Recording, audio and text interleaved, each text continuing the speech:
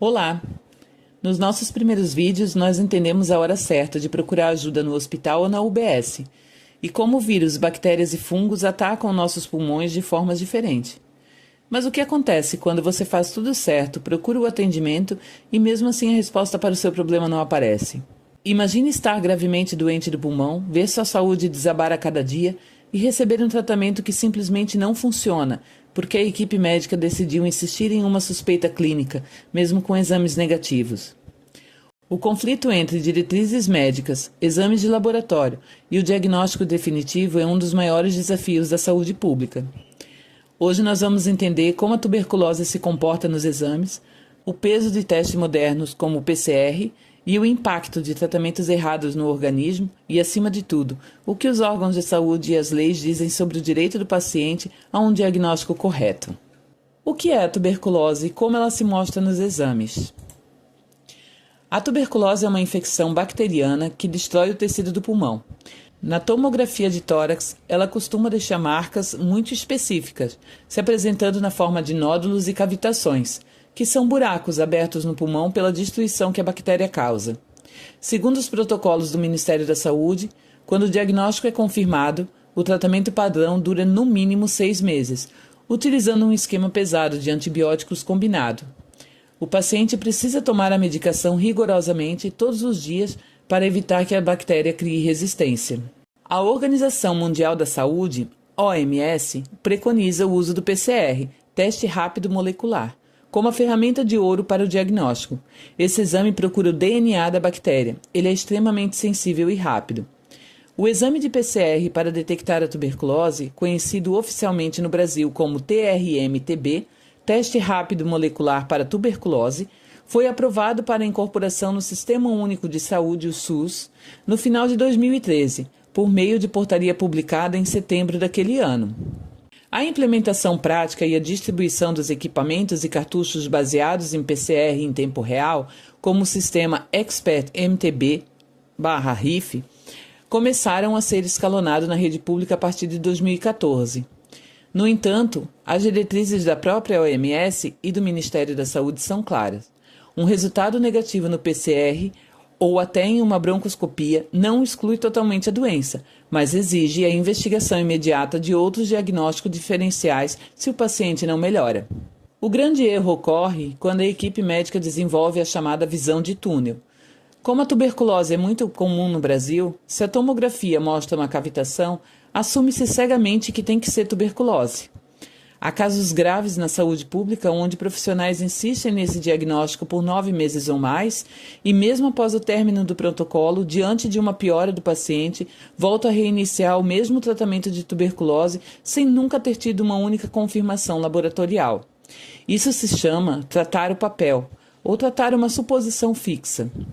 Médicos acabam ignorando o sinal mais óbvio de todos. Se o paciente está tomando a medicação há semanas ou meses e só apresenta piora, a causa da doença obrigatoriamente é outra. A tuberculose tem impostores perfeitos. As infecções por fungos no pulmão, micoses pulmonares, por exemplo, criam nódulos e cavitações idênticas na tomografia. Porém, remédio de tuberculose não faz absolutamente nada contra fungos. Manter esse erro por quase um ano faz a doença real evoluir livremente, destruindo o pulmão. Essa inflamação crônica severa e descontrolada começa a corroer a parede das artérias de sangue que passam ao redor daquela cavidade. O resultado disso é uma das piores emergências da medicina, a hemorragia pulmonar ou hemoptise maciça. Quando o paciente começa a tossir grandes volumes de sangue devido ao rompimento desses vasos, se a causa inicial for tuberculose, isso pode gerar o chamado aneurisma de Rasmussen. Mas se a causa for um fungo ou outra bactéria, o risco de um sangramento fatal na UTI é exatamente o mesmo. Insistir em um tratamento sem confirmação biológica por tanto tempo traz riscos severos documentados pelas agências de vigilância sanitária. O esquema de remédio para tuberculose, chamado de esquema RIP, é altamente tóxico quando administrado desnecessariamente. Hepatotoxicidade grave. O fígado é severamente sobrecarregado por meses, podendo desenvolver uma hepatite medicamentosa e evoluir para a insuficiência hepática. Neurotoxicidade. risco de neuropatia periférica, perda de sensibilidade, dores e formigamentos em mãos e pés, e quadros de confusão mental. Toxicidade visual, risco de neurite óptica, inflamação do nervo do olho, que pode causar perda de visão irreversível se não for interrompida a tempo. E há um detalhe importante. No Brasil, o SUS é o único órgão autorizado a fornecer esse tratamento. Por ser uma questão estratégica de vigilância epidemiológica e de uma doença de notificação compulsória imediata, nenhuma farmácia comercial tem permissão legal para vender o esquema RIP. Mesmo que o paciente faça consultas e exames na rede privada, ele é obrigado a retirar a medicação no SUS, que centraliza o controle justamente para monitorar a cura. O paradoxo é que essa mesma centralização pode blindar o erro médico se a equipe não parar para revisar o caso. Legalmente, o paciente e sua família não estão de mãos atadas diante da insistência médica.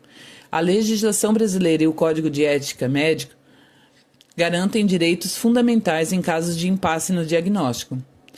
Direito à segunda opinião.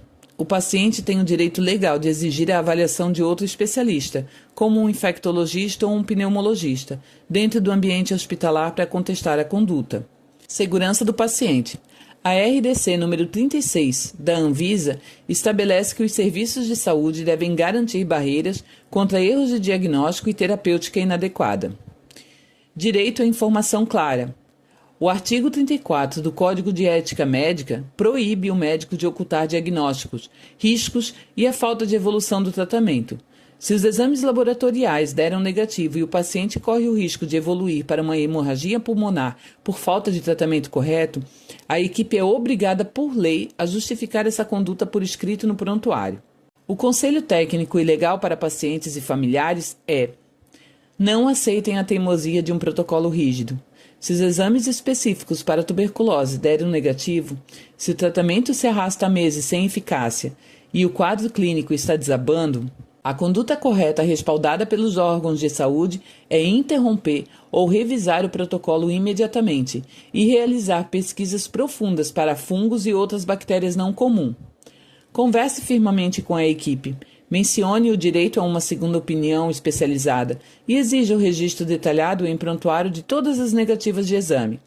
A medicina deve se basear em evidências e na melhora do paciente, nunca na insistência cega. Proteja a sua saúde e conheça seus direitos.